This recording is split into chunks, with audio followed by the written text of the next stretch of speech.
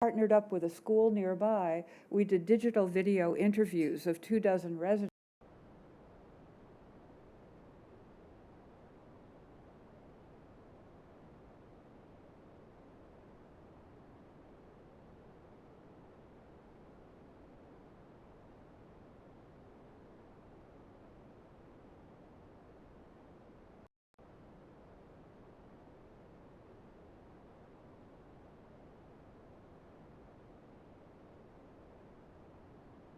Go to the garage as opposed to the gym.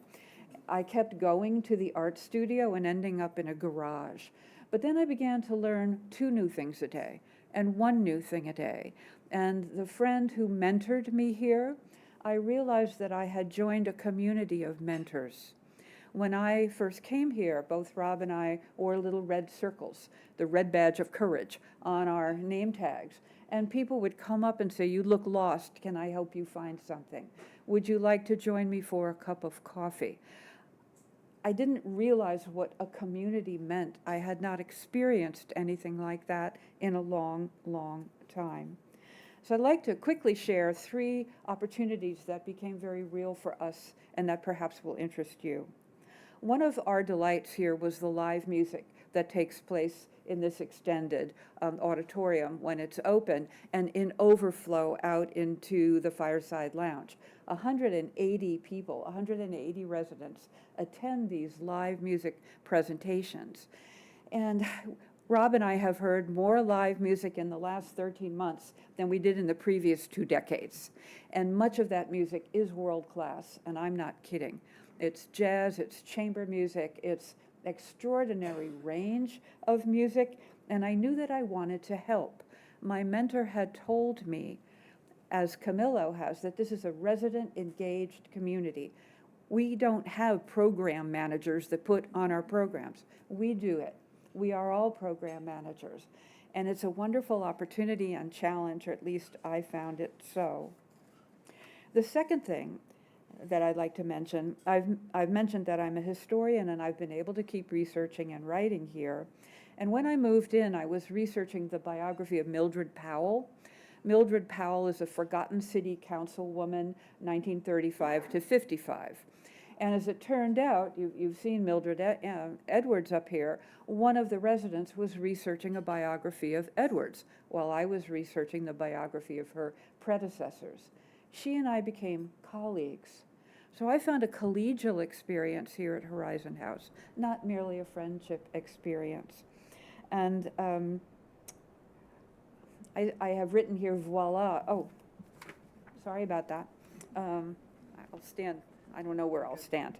I had a colleague. It was more than I had expected, but then I wanted more. So my mentor here had said, if there's something you're missing at Horizon House, make it. Make it. Figure out what it is that you would like to see and make that happen. So between residents and colleagues and staff, I started a historical research working group. So a dozen people work with me, and we are all researching side by side. It's not really a class. It's a group of colleagues who emerged to say, yes, I'm working on a quilt that came down in my family, or, oh yes, I'd like to research the neighborhood around Horizon House, or what have you. History leads to archives, and archives, I hope, is something that will interest you too. The tower, to me, is a validation of this program, which did begin in 1961. And in our archives, we have the handwritten book that shows all of the early residents of Horizon House. I've been researching the roots of Horizon House. It has faith-based roots down in the Plymouth Congregational Church and in the Congregational Church up in the University District. It's faith-based in its origins, but in our archives we have a through line of Residence Council meeting minutes from 1960 to the present. It is the most wonderful kind of biography to follow. And here within Horizon House, there's a grant program. I wrote a proposal to hire a professional archivist to review and evaluate our collection, develop best practices for us to use, and create a new collecting plan. The biography of Horizon House arises in the late 1950s and the early 1960s, time of tremendous civic, cultural, and technological innovation in Seattle, and the World's Fair of 1962 is the expression of that. So that is a quick overview of 3 opportunities that presented themselves to me that I would not have encountered if I had not moved in. I guess that's sort of got it underlined here. If I weren't here, I wouldn't have had those opportunities. You will be interested in other things than that, but I hope these 3 things that I've suggested suggest other things to you. It's in your hands. If you don't find here what you need, make it happen, and people will help you. It's a liberating place to live. It's a liberating place to grow old intentionally. It's a liberating place for people like my husband and I who are dealing with very difficult circumstances. So thank you very much for your attention. I'll hang around after everyone. You may want to meet me or have questions. Thanks.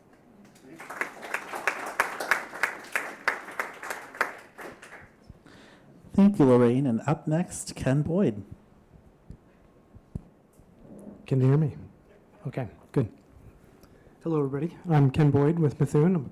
I'm a principal at our office, and next to me is Greg, and I can't believe we're sitting at opposite sides. That's so strange. We literally sit right next to each other in the office. Greg is our project designer for the project, and I'm actually managing the project. So we're very happy to share with you the design of the project and what some of the things that are going to be in the future, as this slide is saying. So real quick, and I'll skip over this because Camilla already told us what we were going to be talking about. Real quick about Methuen. Actually, 2 years ago, we were awarded the National Firm of the Year award 2 years ago. Last year, we actually celebrated our 75th anniversary. So we've been actually here in Seattle just slightly longer than Horizon House. With that history comes a legacy of environmental design that goes all the way back to our founder, and in the early 60s and 70s, some of us will remember the whole exploration of solar design and passive solar and stuff, and we were at the forefront of that. And soon after I joined the firm many years ago, we started delving into sustainable design, starting with the REI Seattle store here, and got a national environmental award for that project as well, 25 years ago. Our corporate motto, I guess is what I was going to say, is design for positive change. So we are always challenging ourselves, our colleagues, and the people we work with to make sure that we're making sure to make a positive impact on our planet, on the people we work with, and on the people in the future who will actually experience the places and spaces that we're designing. So Lorraine, thank you so much for sharing your story, because it actually resonated with me, because one of the things that we find very unique about working with this community is working with the residents. Horizon House leadership actually encouraged or even insisted that we work directly with the residents. We've met with many of the committees that Camilo had mentioned that to talk about exactly what their needs are for some of the things that Greg is going to be sharing in terms of some of the spaces and amenity spaces that we're providing. So all of the groups have their special needs of exactly what they want to do, but also we know those needs are going to be changing over time, so we have to build into it also flexibility. As some of you may be joining, you may have some new ideas about what you want to do, and so we have to design a place that actually can account for that flexibility. But it has been an absolute pleasure working directly with the residents and Horizon House to figure this out, and it's a really great community to work with. So I'm going to hand it over now to Greg to talk about the design, and then I'll be back to talk about the sustainability measures. Hello, everybody. Is everybody able to hear me from this mic? Good. Again, my name is Greg Catron. I am the project designer with Methuen. Really excited to share with you all today where we are with the design that we've collaborated with Horizon House leadership and residents on, something we're very proud to share with you all. I do a little bit of orienting for folks. I'm not sure how familiar everyone is with Horizon House's campus, but this is just an axonometric view, and we are looking roughly southeast. Imagine you're floating above Freeway Park and then looking towards Horizon House. That's roughly the view. As Camilla mentioned, there's three primary towers that exist on Horizon House's campus. To the left is the North Tower, and the middle is the East and Central Tower, which really are combined together as one. To the right is our West Tower, which is the proposed design that we are all working towards here. And then the very bottom right corner is Freeway Park, and you see a little bit of Paul Pickett Corridor, if that's a familiar public open space to you all. We're going to focus mostly today on the amenity spaces that the entire campus has, or the entire community has access to, specifically within the development of the West Tower. Those spaces include both exterior spaces and interior spaces. Across the entire campus, we've expanded access to amenities by up to 75%, which is a pretty large number given the size of the campus, and we're excited to be able to do that for Horizon House. I'm going to start with the level B2. You're going to hear a lot of numbers and different level names, and just stick with me if you can. I'm sorry if it gets confusing. So this level B2, imagine where you're sitting right now. We're 2 floors down from where you currently are. We're going to be looking again at some of those interior and exterior amenity spaces. So this is a view of level B2 within the West Tower development. To the left, we have our studios. This is a set of amenity spaces that really builds on existing amenities and expands them at both a larger size and a larger quality of use. So the studios include things like an art studio, a sewing room. We have a wood shop. We're actually adding a ceramic studio, which a couple of the residents are very excited about. We also have things like gift wrapping rooms and potting rooms and things like that. Very active part of the campus, again, which does exist now, but we're going to continue to expand it. In the center of this image is the flexible event space, which is not dissimilar to the space you're in now, but is much larger.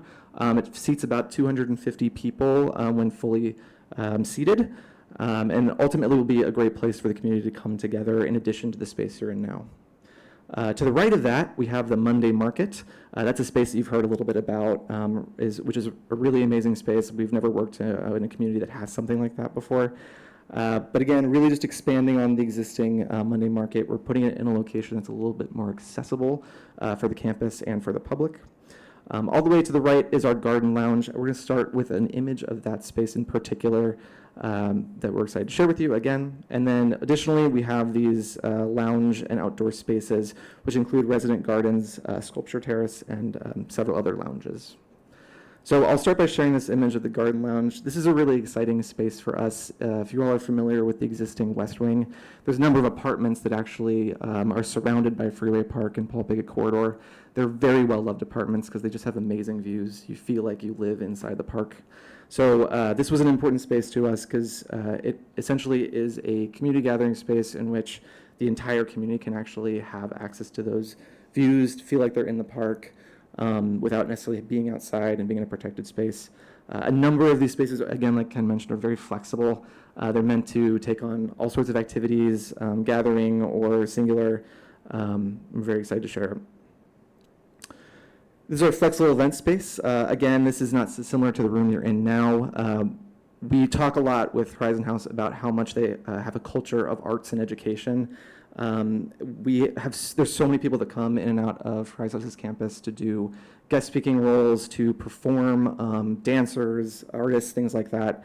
So again, the space really, as the community expands, is intended to allow everyone to take part in those amazing educational activities. Ultimately, too, it's really important that we create, to us, it's very important to create lots of connection between the interior and outdoor spaces. This isn't just one big box that's cut off from outside. It's very porous, feels welcoming to folks, lots of views to the outdoors, really good for people in general to have that. So it's something that you'll see throughout the entire design.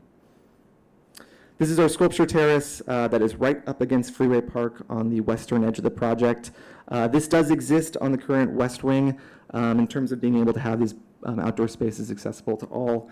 But you can walk from the flexible event space out into this terrace, right up to that guardrail, and you can look down into Freeway Park. So one thing that was really important to us with this design is to actually create a feeling that Freeway Park itself is blending into the campus again, so folks feel like they're part of the city. It's a very unique location. We want that feeling to be available to folks. This is an image of our resident gardens. While this image does show very verdant planter gardens, we do believe that the residents are capable of this. They're very skilled gardeners in this community. They're very passionate about their garden space.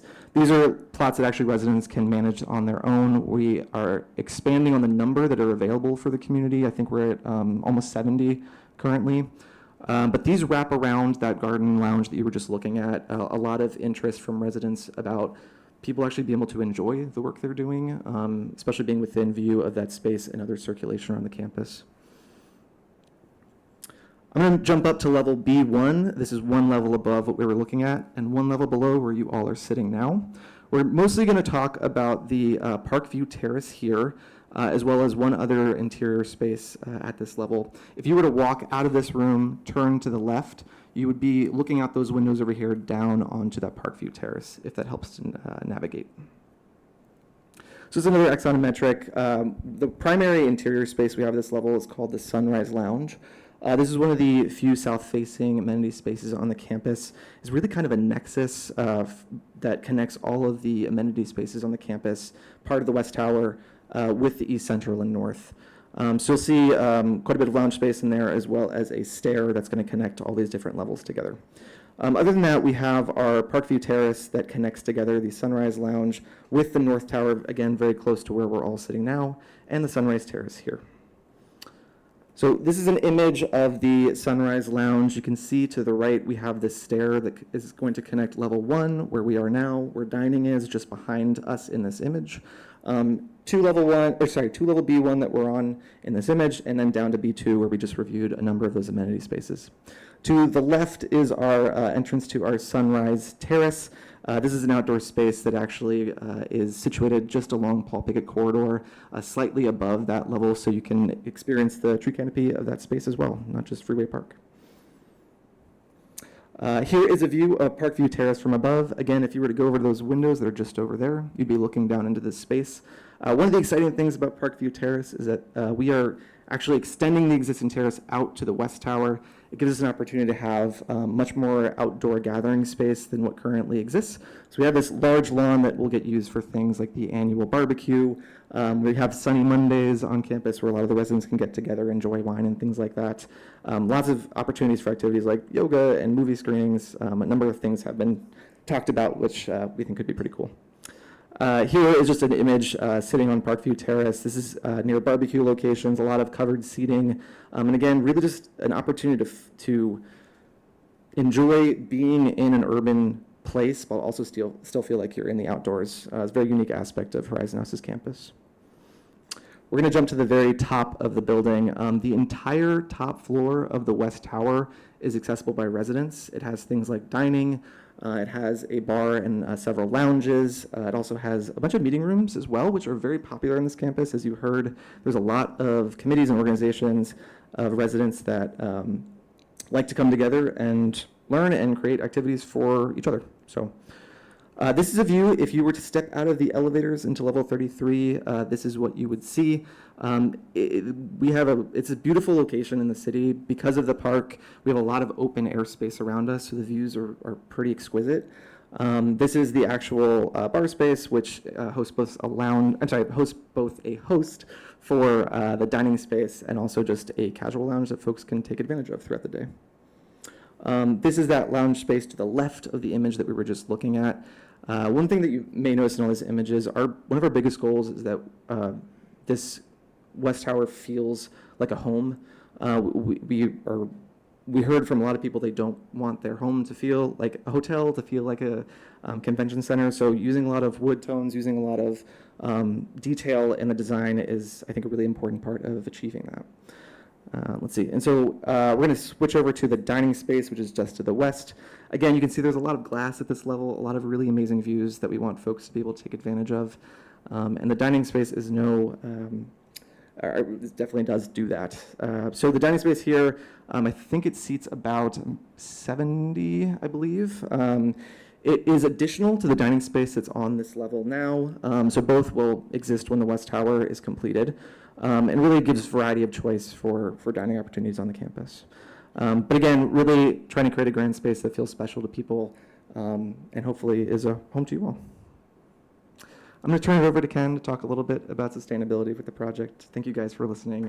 Hopefully the images were fun. Thanks, Greg. I don't know about you, but I'm super excited about when that top floor gets done. We're going to have a martini up there to celebrate with you, Christy. Okay. Let's talk about the sustainability of the project itself. So our goal is to do a LEED Gold project. LEED has 3 levels, or actually 4 levels. Starts at just certified, then a silver, gold, and platinum. And our target is to go for LEED Gold, which is the second from the top. LEED is the Leadership in Environment, or Energy and Environmental Design, and it's a measurement system to just basically prove what you're doing is actually working. So as I mentioned, we have a long legacy of doing sustainable design, and the Seattle store that I mentioned, LEED didn't exist back then, but we were doing a lot of the practices. But this is a great way for us to measure up against what other projects are doing and make sure that we're meeting all the requirements for doing a highly sustainable project. The advantages of doing a sustainable project are not just for the environment itself, but also for the people that inhabit the building. And we'll get in more to that later. So our priorities going into this, really focusing on a lot of the resources that we're trying to preserve. One is water, the other is energy. And by reducing our energy footprint, or we can also reduce our carbon footprint, reducing waste so that we're not producing a lot of waste. And then foster a sustainable urban site. And then, like I mentioned, prioritizing health and well-being of the inhabitants of the building and the residents that live there. So I'm going to mention a few strategies for water. So the main strategy for sustainable water practices is to conserve and protect all the water resources by optimizing our building, our infrastructure, and our site systems. We're acknowledging as a team that even though we live in the Pacific Northwest that has lots of rain, there is a finite water resource available. So even though we think there's a lot of water here, we need to save it. So our strategies that our goals that we're looking at right now is to reduce our overall water consumption in the building by 30%. And then we're also looking at the irrigation systems for all the terraces that we're putting out there, reducing the irrigation needs by 50% by planting natural, native plants that don't need irrigation. Energy.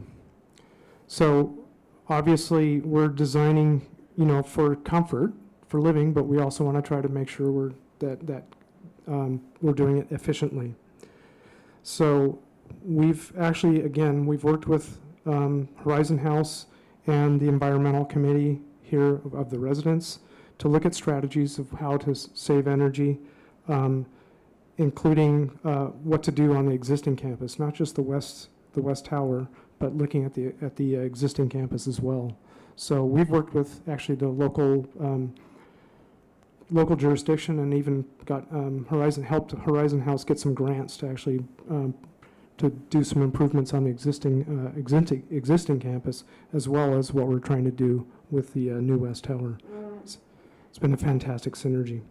So, like I said, existing upgrades, eliminating fossil fuels is job one. The West Tower has no fossil fuel at all. It's a fully electrified building. The HVAC is all electric with heat pump systems. With that, because we're using heat pump systems, we're actually able to reduce our energy consumption by 20%.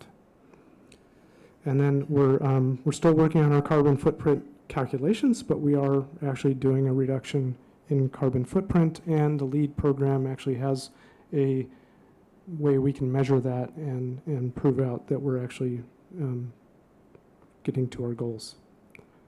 So, waste. There's two parts to this, right? One is the waste we produce when we're actually building the building. What do we do with that? So we actually have an extensive reuse program. We're actually even doing a salvage assessment, looking at what can be salvaged out of the existing building that's there that has to be torn down, as well as diverting as much waste as we can out of the landfill, being recycled and reused. The second part is what happens when you all move in, and you get to participate in it, because we want to divert out of the landfill as well. So everybody's probably used to living in Seattle. You have your 3 bins, right? And we're going to have the 3 bin system in the West Tower as well, and so that that's going to work. So we're like I said, diverting from landfills, promoting reuse and recycling of waste, in not only in the construction but also in the operations.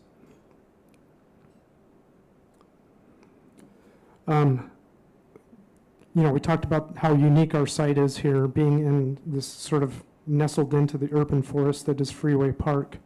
It's super unique and a great, like we said, it's a great community, but also by choosing to live here, you're also making a huge sustainable choice right there, because you're preventing urban sprawl and protecting the environment outside the city by basically promoting urban development and urban living.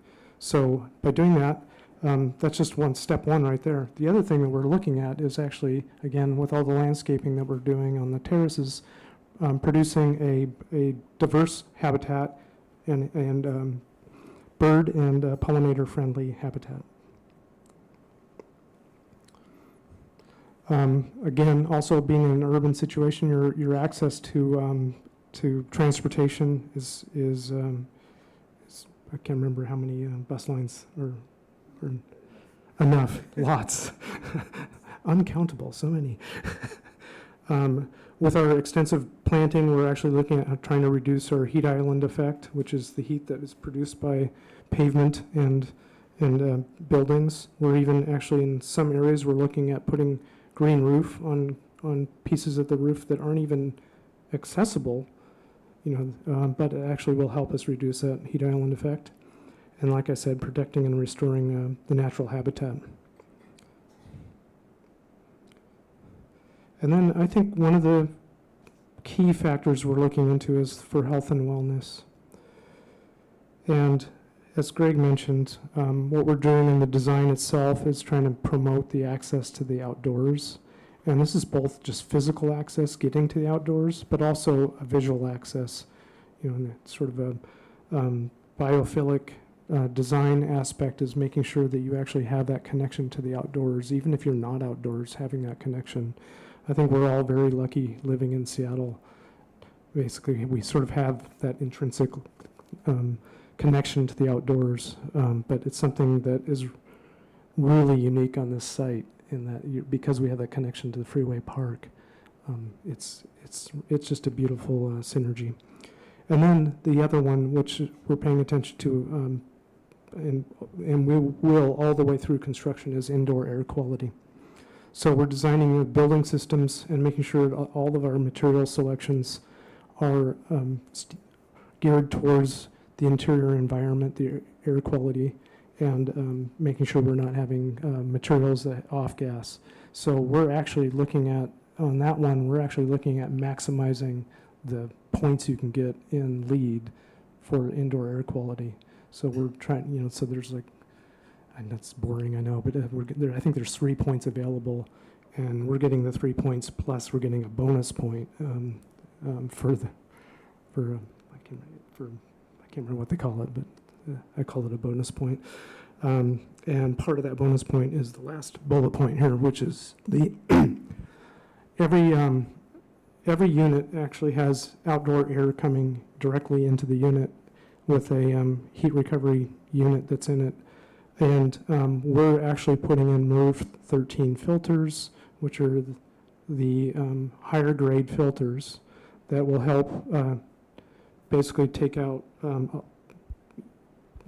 particulates, low particulates, typically better than what the filters that you will buy at Home Depot and put in your furnaces, definitely better than that. We did this particularly for the indoor air quality goals that we have, but also in terms of, we've seen over the years the influx of, of forest fires and the smoke that we're seeing more and more. So we're trying to protect against that and sort of future-proof the building. And this is definitely not my section. Thank you.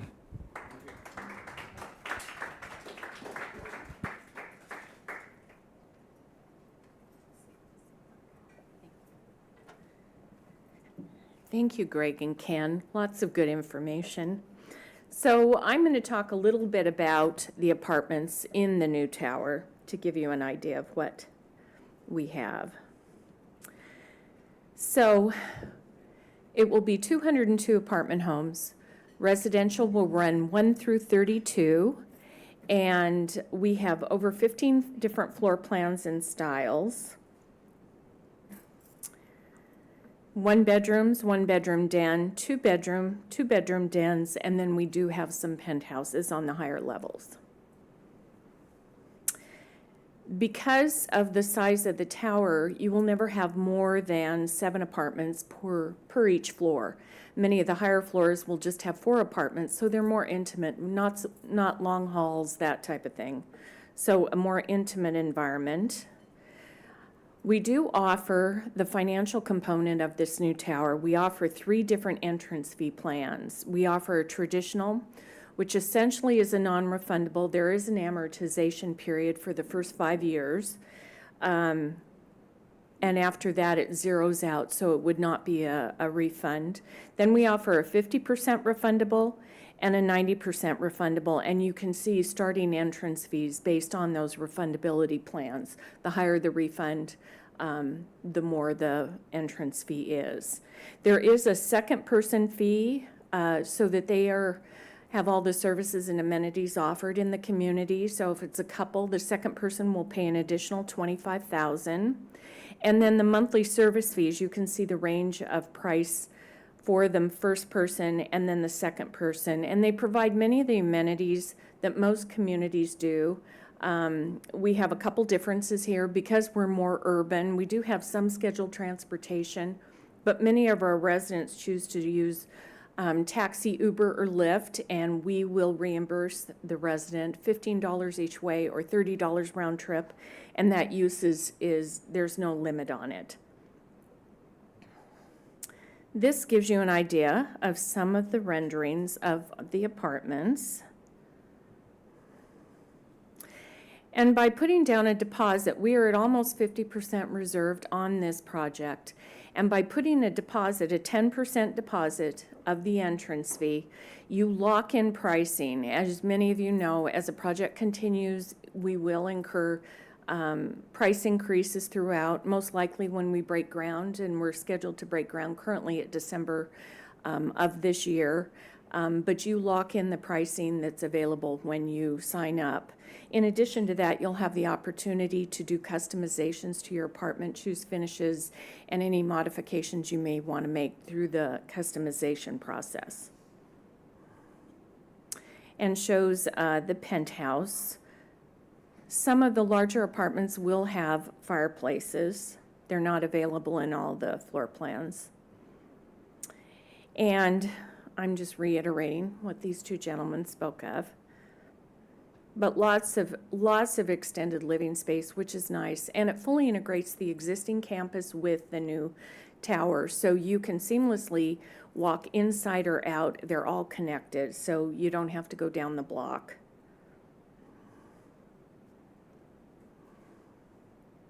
Some of the amenities that they showed.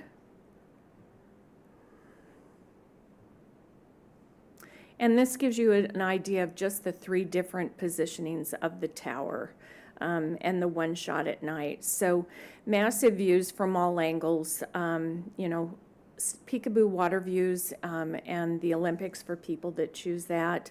And then we have nice east views as well. So our benchmarks for this project, currently we've been taking deposits just about a year.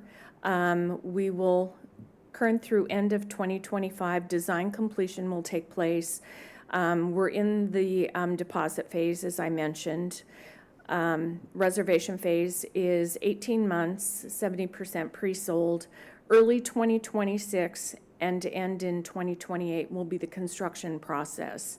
They first have to tear down the existing west wing, and then they will erect the new tower in its place. So we will continue taking reservations through the construction phase, and also introduce the modifications process and the person that will be doing that. And we anticipate occupancy early, probably first quarter of 2029. And as you can imagine, with 202 apartment homes, we're looking at it will take approximately 6 to 8 months to get everybody moved in. So this just reiterates what I mentioned. We actually just received another deposit this morning, so we're at 95 current apartment reservations. So as I mentioned, we're close to the 50% mark. We will secure financing the end of Q4 this year. And as you met our partners with Methuen, our general contractor is Anderson Construction. And next steps, we're happy to meet with you. We will have questions taken after this. I finish up here. You're welcome to ask any questions. We'll be available after the presentation if you want to come up and ask us anything. And you're also welcome to come in and meet with us and learn more in detail that's specific to your particular journey. So that is the end. Does anybody have questions on any of this? Quiet group. Sure. It pertains to the architects, which is that much of the interior beauty is also augmented by the furnishings that are shown in the pictures. So are those part of the design spec? The apartment homes will not be furnished. No, I You understand, bring your, but I meant the actual. oh, I'm sorry. So the question is that Bob, I believe, asked if the furniture that showed up in a lot of the amenity renderings was part of our scope, I guess. The answer is yes. What you saw in those images is not the final selection of furniture. There will be a longer process that will work with both Horizon House leadership and residents, actually, to make selections.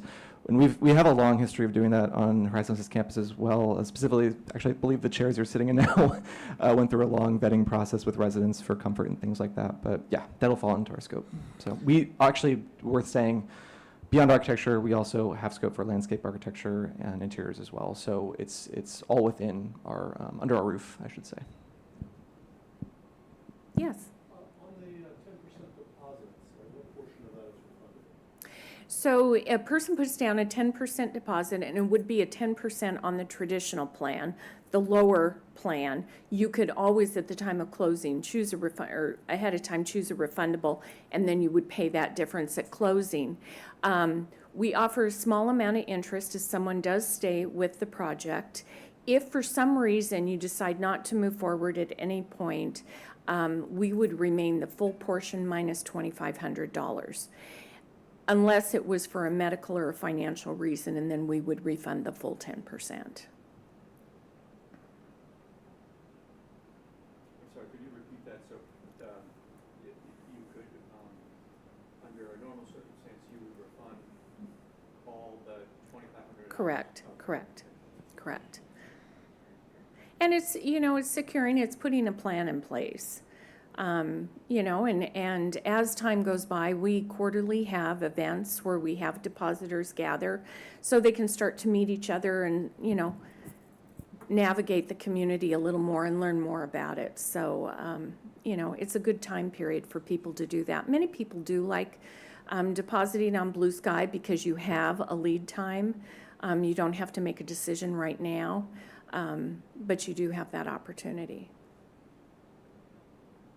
Yes? Did you say that the air exchange in each apartment is independent?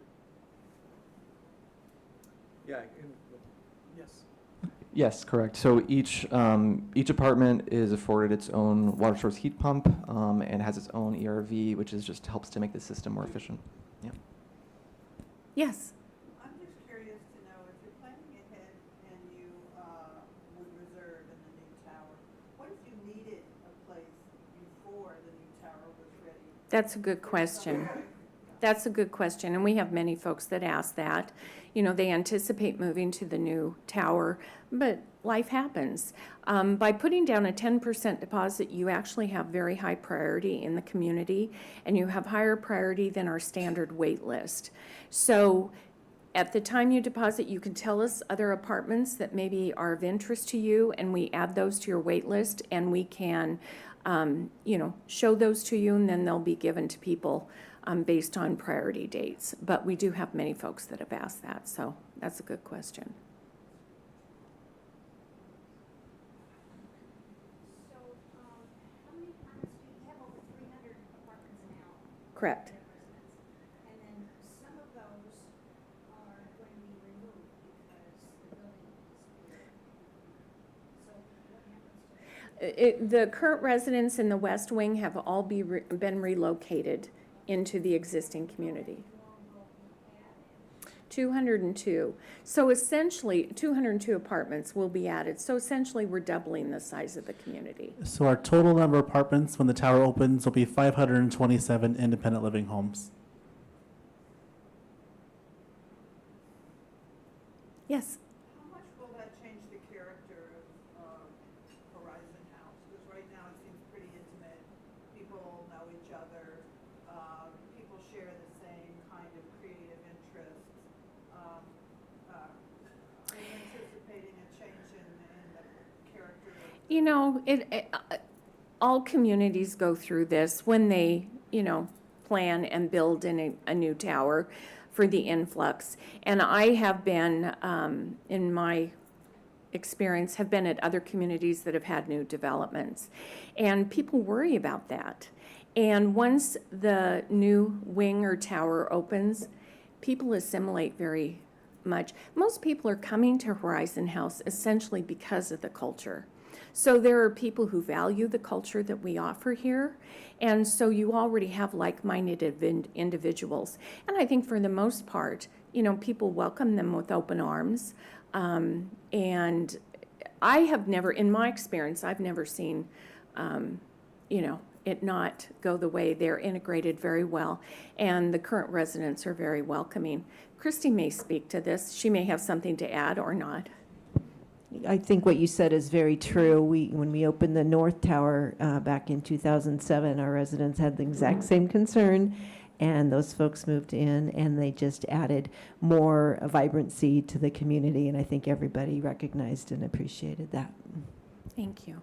And it's nice, too, because you tend to, with a new development, have a little bit younger population, where an existing community, people have aged in place. So it brings a new vibrancy to the community, and many times people that currently live here are ready for an influx because they want the new people to take over some of those positions. So it's a nice mix.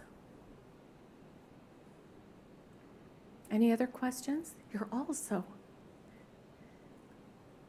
Talk a bit about Freeway Park and how that is it used by residents, or is the benefit of Freeway Park seeing it from here?